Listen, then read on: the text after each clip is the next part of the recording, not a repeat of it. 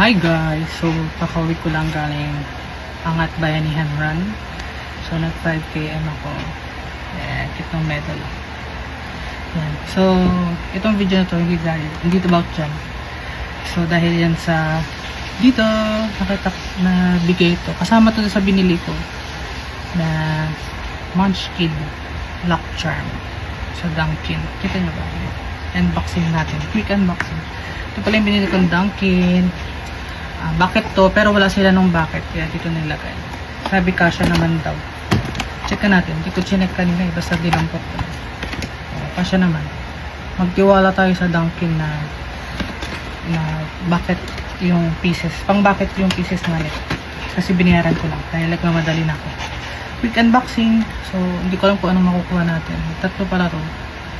May Boston cream. May hot coffee.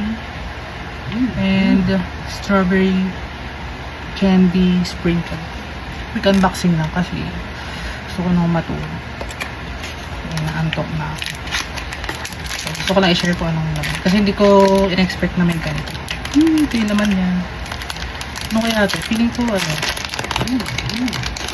Ay, ang cute. Boston cream. Lock nga siya. Cute niya guys. Alam ko keychain. Pwedeng gawing keychain. Cute. Yes, ito nga Boston cream. So, pwede siyang maging locker padlock. Cute, so cute. Yan lang. Thank you for watching. Bye-bye.